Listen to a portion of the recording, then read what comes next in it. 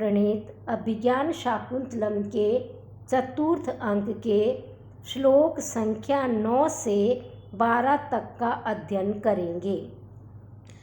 प्रसंग चल रहा है कि शकुंतला प्रथम बार अपने पति गृह को जा रही है। महर्षि कण्व वनस्पतियों से उसे जाने की अनुमति प्रदान करने की प्रार्थना कर रहे हैं। कारण शकुंतला प्रकृति पुत्री है। प्रस्तुत ग्रंथ में कालिदास ने प्रकृति का मानवीकरण किया है। मानवीकरण से तात्पर्य है प्रकृति मनुष्य के सुख में सुखी है, मनुष्य के दुख में दुखी है। अपने प्रति स्नेह रखने वालों के साथ वह स्नेह का, वात्सल्य का व्यवहार करती है। चूंकि शकुंतला इन्हीं पेड़ पौधों, पशु पक्षियों के साथ खेल कूद कर बड़ी हुई है, तो वह उनके हर सुख दुख की साथी रही है। इसलिए महर्षि कण्व कहते हैं, पातुम न प्रथमम व्यवस्यति जलम युष्मास्व पीतेषु या नादत्ते प्रिय मंडनापि भवतां स्नेहेन या पल्लवम आद्य वह कुसुम प्रसूति समये यस्या भवत्युत्सवः सेयं याति शकुंतला पति गृहं सर्वैरनुज्ञायताम्। भो भो सन्निहितास्तपोवन तरवः। हे समीप में उपस्थित तपोवन के वृक्षों, युष्मासु आप लोगों को, अपीतेषु बिना पिलाए, या जो शकुंतला प्रथमम पहले, जलम जल, पातुम पीने का, न व्यवस्यति प्रयत्न भी नहीं करती थी, प्रिय मंडना प्रसाधन प्रिया होने पर भी, या जो भवताम आपके प्रति स्नेह के कारण पल्लवम पत्तों को न आदत्ते नहीं लेती थी, वह आप लोगों के आद्य प्रथम कुसुम प्रसूति समय, फूल उत्पन्न होने के समय, यस्या जिसका उत्सवः भवति उत्सव होता था, सा वह, इयं यह शकुंतला पति गृहम पति घर को याति जा रही है, सर्वै अनुज्ञायताम आप सभी अनुमति प्रदान करें। प्रस्तुत श्लोक में महर्षि कण्व तपोवन के वृक्षों को संबोधित कर रहे हैं। हे वृक्षों, यह वही शकुंतला है जो आप लोगों में जब तक जल नहीं सींच देती थी, आप लोगों का सिंचन नहीं करती थी, आप लोगों को जब तक जल नहीं पिलाती थी, स्वयं जल पीने का प्रयास भी नहीं करती थी, चाहे उसे कितनी भी प्यास हो, वह खुद कभी पहले जल नहीं पीती थी, पहले आप लोगों को जल पिलाती थी, आप में जल का सिंचन करती थी। यद्यपि शकुंतला नारी है, नारी स्वभाव के कारण उसे प्रसाधन प्रिय है, उसे श्रृंगार करना, सजना संवरना अच्छा लगता है, और तपोवन में श्रृंगार की सामग्री होती है, फूल और पत्तियां। तो प्रसाधन प्रिय होने पर भी यह कभी भी आपके पत्तों को नहीं तोड़ती थी, बल्कि जो पत्ते अपने आप टूटकर नीचे गिर जाते थे, ये उन्हीं से अपना श्रृंगार करती थी। इसी प्रकार हे वृक्षों, जब आप में प्रथम बार फूल उत्पन्न होते थे, तो वह पुष्प आपकी संतान होती है, उसका ये उत्सव मनाती थी। जिस प्रकार परिवार में नव शिशु के आगमन पर उत्सव मनाया जाता है, उसे सेलिब्रेट किया जाता है, उसी प्रकार शकुंतला भी पेड़ पौधों को ही अपना परिवार मानती थी और उन पौधों में जैसे ही पहली बार नवीन पुष्पों का आगमन होता था, शकुंतला उसे उत्सव के रूप में सेलिब्रेट करती थी। ऐसी यह शकुंतला आज आप लोगों को छोड़कर अपने पति के घर हस्तिनापुर जा रही है, तो आप सब मिलकर इसे जाने की आज्ञा प्रदान करें।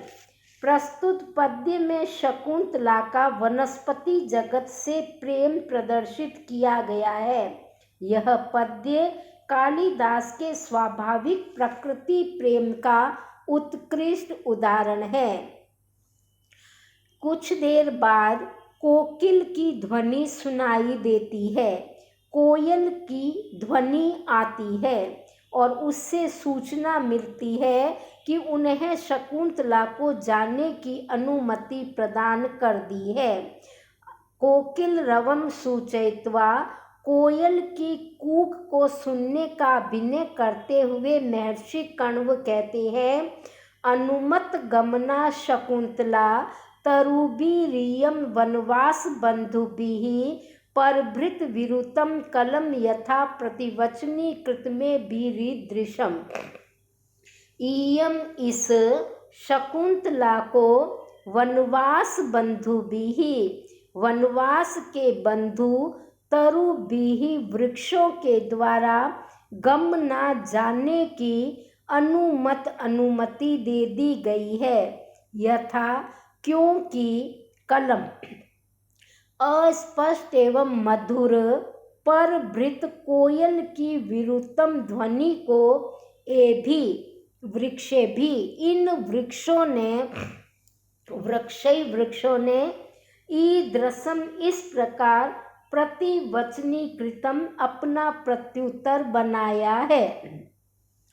जब महर्षि कण्व तपोवन के वृक्षों से शकुंतला के प्रस्थान की अनुमति मांगते हैं, उसी समय शार्ङ्गरव वृक्ष पर बैठी हुई कोयल की आवाज को सुनने का अभिनय करते हुए कहता है कि तपोवन में एक साथ रहने के कारण यह वृक्ष भी, यह वनस्पति भी शकुंतला की भाई बंधु बन गए हैं और इन वनवास के बंधुओं ने शकुंतला को जाने की अनुमति प्रदान कर दी है कि हे शकुंतला, तुम अपने पति गृह को जाओ।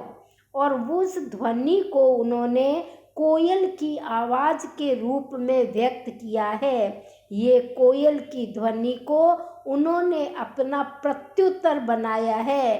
डालियों पर बैठी हुई कोयल के माध्यम से वनस्पतियों ने मानो अपने मन की बात कह दी है और शकुंतला को जाने की अनुमति दे दी है।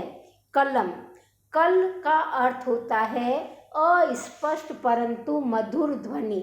जैसे झरनों की, नदियों की ध्वनि को हम कलकल कहते हैं, वह बहुत मधुर लगती है, परंतु वो क्या कह रही है यह स्पष्ट समझ में नहीं आता।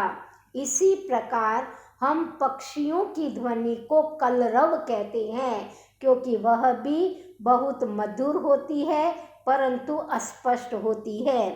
परभृत कोयल को कहा जाता है क्योंकि ऐसी मान्यता है कि कोयल का पालन पोषण दूसरा ही कोई करता है और वह कौवा होता है। ऐसा कवि प्रसिद्धि है कि कोयल अपने अंडे कौवे के घोंसले में रख देती है और कौवा मंदबुद्धि होने के कारण उन अंडों का सेंचन करता है, उनको सेकता है, और जब अंडा फूटता है उसमें से पक्षी निकलते हैं, बच्चे निकलते हैं, तो उन्हें चुगा चुगा कर उनका पालन पोषण करता है। लेकिन जब वो बोलना सीखते हैं तो कौवे को पता चलता है कि ये तो कोयल के बच्चे हैं, लेकिन तब तक वो उड़ जाते हैं। इस कारण कोयल को परभृत कहा जाता है। यहाँ पर यह भी प्रसिद्ध है कि कोयल स्वयं अपने बच्चों को नहीं पालती, अपितु कौओं के द्वारा उनका पालन पोषण करवाती है, इसलिए वह परभृत है। यात्रा के समय कोयल का कूंजन मांगलिक माना गया है। कोयल ध्वनि से यहाँ शुभ शकुन की सूचना दी गई है। कहा भी गया है, वामे मधुर वाक् पक्षी वृक्षः पल्लवितो अग्रतः अनुकूलो वहत वायुः प्रयाणे शुभं संशीनः। अपर वक्त्र छंद में कवि की कल्पना अति सार गर्भित है। वृक्षों का प्रतिनिधित्व कोयल के द्वारा करवाया गया है, जो कि बहुत सार गर्भित है। इसी समय आकाश में आकाशवाणी होती है और आकाश में आवाज आती है, रम्यांतरः कमलिनी हरितैः सरोभिश्छाया द्रुमैर्नियमितार्कमयुक्तापः भूयात् कुशेशैरजो मृदुरेणुरस्याः शान्तानुकूलपवनश्च शिवश्च पन्थाः। कमलिनी कमलनियों से, हरितई हरे भरे सरोभिः तालाबों से, अंतरः रम्य अंतर मध्य भाग वाला रम्य मनोहर मध्य भाग वाला, छाया द्रुमई छाया वाले वृक्षों से, नियमित रोक दी गई है, अर्कमयुक तापः सूर्य के किरणों की ताप वाला, अस्याः शकुंतलायाः इस शकुंतला का, पंथाः मार्गः जो मार्ग है, वो कुशेशैरजो कमल के पराग के समान मृदु रेणु कोमल धूलि वाला, शांत अनुकूल पवनः शांत और अनुकूल वायु वाला, और शिवः कल्याणकारी भूयात हो। आकाशवाणी में मंगल कामना की जा रही है। चूंकि शकुंतला एक लंबी पद यात्रा पर जा रही है, इसलिए उसकी यात्रा का मार्ग सुखद हो, अनुकूल हो, इसकी मंगल कामना की जा रही है।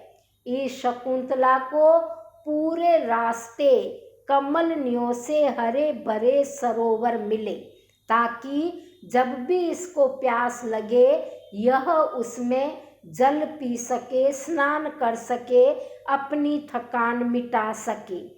इसलिए मंगल कामना की गई है कि कमलनियों से हरे भरे सरोवरों से सुंदर हो इसकी यात्रा का मध्य भाग।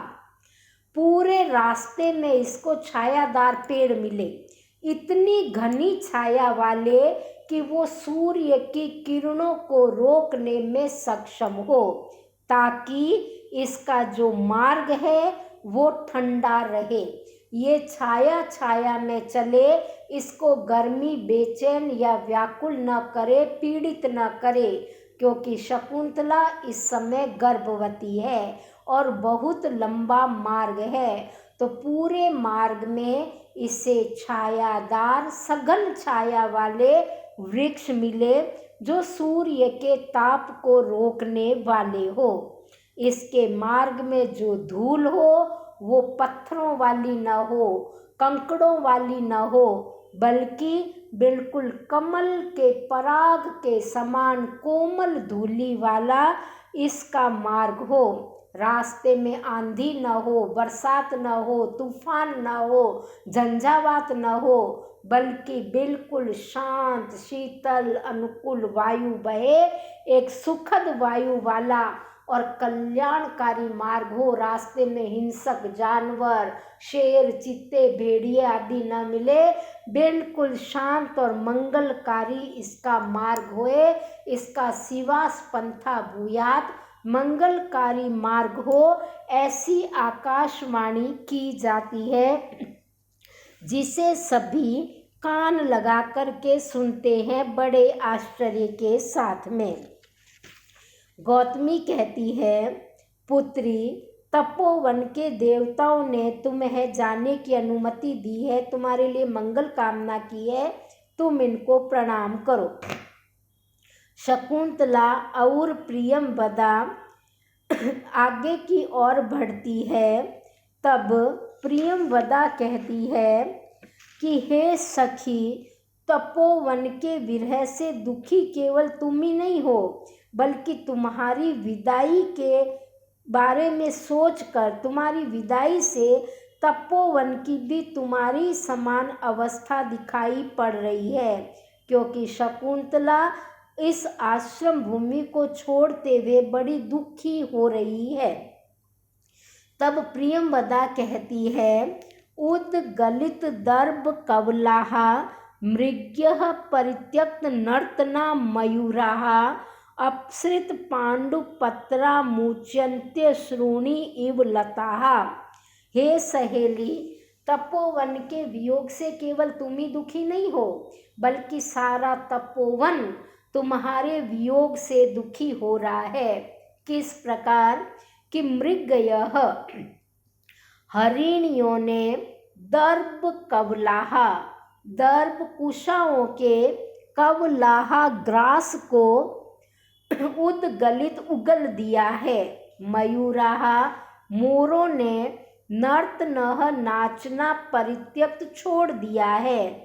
अपसृत पांडु पत्राः, पांडु पीले पीले, पत्राः पत्ते, अपसृत गिरा करके, लताः लताएं, इव मानो अश्रुणी आंसू मुंचंती गिरा रही है।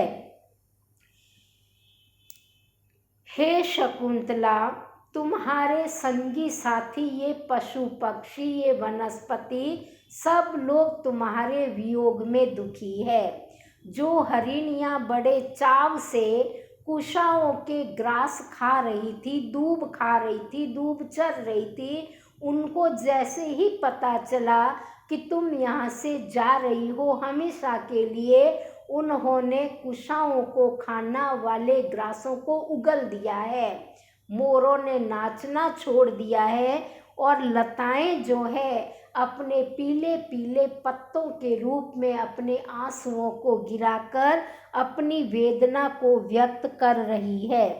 प्रस्तुत पद्य में शकुंतला की विदाई की वेला में आश्रम में स्थित सभी प्राणियों, पशु पक्षियों तथा वनस्पति जगत को विरह से व्याकुल दिखाया गया है। तपोवन की शकुंतला के विरह में उत्पन्न कातरता रूप कार्य का प्रतिपादन करने के लिए हरिणियों के द्वारा घास को उगल देना, मोरों द्वारा नाचना बंद कर देना, लताओं का आंसुओं के रूप में पत्ते गिराना, इन तीनों कारणों का कथन किया गया है।